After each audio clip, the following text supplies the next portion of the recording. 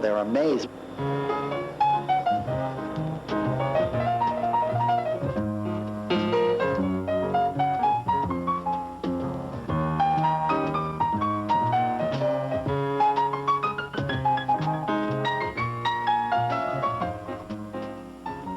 I think that what we've seen happen is a total revitalization. We took the initiative and put about $2 million of public community development funds into the project. When the public funds were successful, it stimulated a tremendous amount of private investment, which is probably at least double or triple the public investment up until now. And what has happened is there's been 45 new or expanded businesses and well over 200 new jobs created in the district, and has also given a rebirth of pride to the citizens of New Bedford. And what we now have is over 700,000 people came here this year as tourists. There's no question that the revival has been the catalyst in bringing tourists into New Bedford. Before the revitalization happened in 1976, we were averaging about 200,000 people a year. This year we went to 700,000 people. It was a 40% increase over last year. We had fairs and festivals almost every weekend during summer months, and we offered concerts on Thursday night, also music on Wednesday evening. I think what's happened in New Bedford is that because of the activity and because now the people in New Bedford have a place to go and join with the tourists and enjoying these activities, that people have developed a more positive attitude towards their city.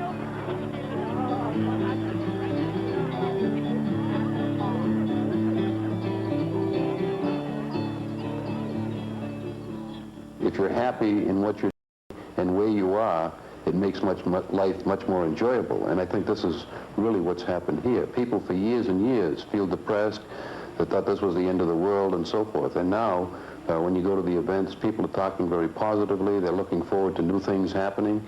I think that industry has also reflected this, and they're coming to New Bedford. And so I think that overall, how you feel about things has an awful lot to do with how your lifestyle is. I love living in the city of New Bedford. It's a very progressive city, and they have historical things in the city too. And that's why I'm here today, because I love the city.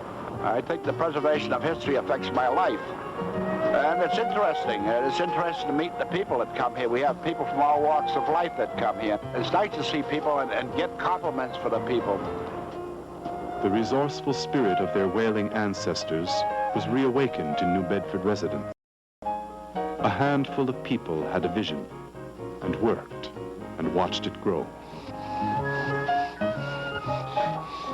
It's very satisfactory to see the people, the townspeople, move back in to the city, to take an interest in the city, and I think that we have helped that. I think we've taken buildings which were, in several cases, due for the bulldozer, and we've brought them back to life, and we've made them a commercially viable enterprise.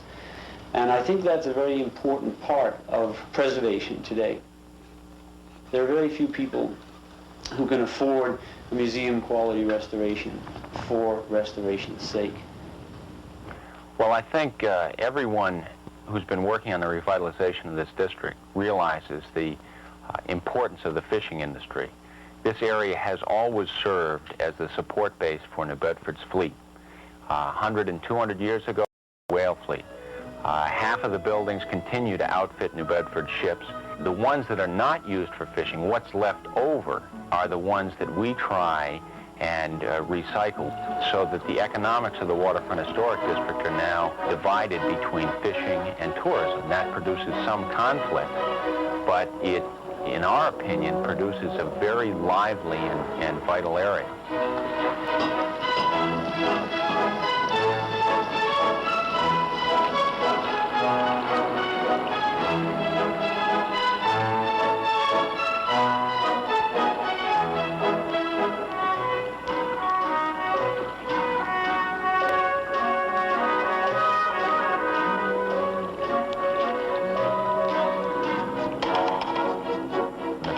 Seem to appreciate the attention. They like the buildings being fixed up. They are proud of the fact that they are the descendants of a century-old heritage. The atmosphere began to change in New Bedford, and more expansive plans were developed. We concentrated a lot of activity on this 14-block area, and when it started to work, the people in the downtown looked at that. They noticed that new businesses were coming, that the businesses were healthy, that rents were higher than in the downtown. And rather than our having to tell them that the downtown ought to be revitalized, they said, well, we ought to have some of that action in the downtown, and they came to us to help them. So it was teaching by example, which is something that works better than some of the other preservation methods.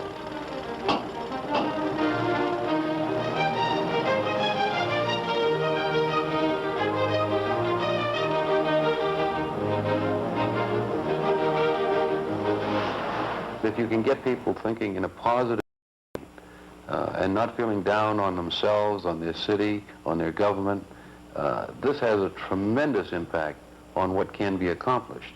And once they're convinced, then they join and become real proponents of restoration, preservation, or whatever it might be.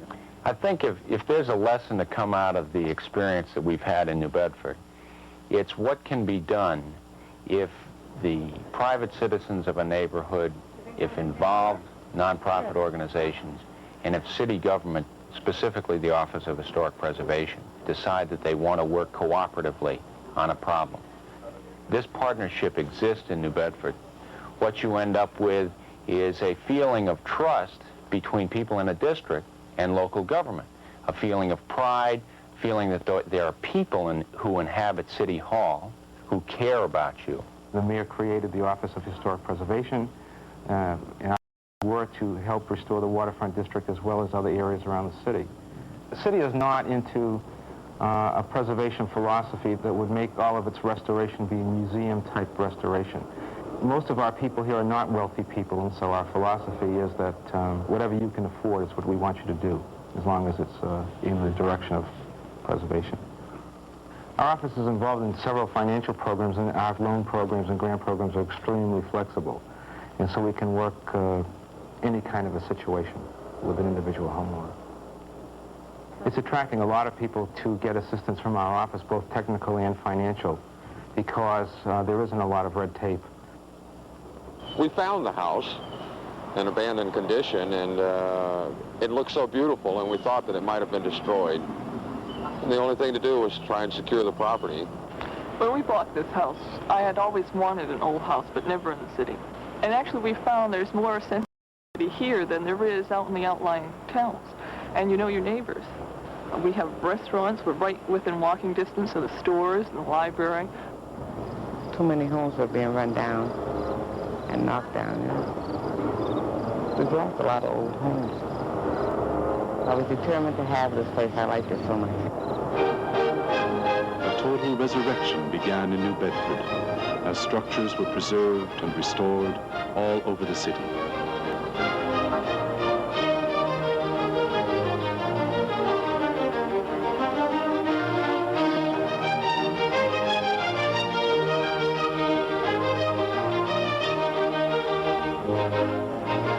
Our direction in the Preservation Office in New Bedford is not solely historic preservation of historic neighborhoods. Our direction has lately been going into conservation of any type of neighborhoods. For instance, we're working on neighborhoods at large, three-deckers, three-family houses that were built during the textile era. And people are now rehabilitating those houses to look like they did when they were built perhaps around the turn of the century. I wanted to fix the house up because it needed a lot of work, number one, and had to be done, and I wanted to do it once and not have to be worried about it 5 years from now or 10 years from now, just do a good job and have it set. The Office of Historic Preservation made me realize that there was history to the house, even though it wasn't a very old home or a mansion like some of the ones downtown, but that it had history for what it was, a three-tenement house, and for the role that it played in the community. They made me realize that there were certain aspects of the architecture of the house that I could sort of highlight that would bring it out and sort of add a little bit of something to the house and to the street, and I was really, kind of excited about that.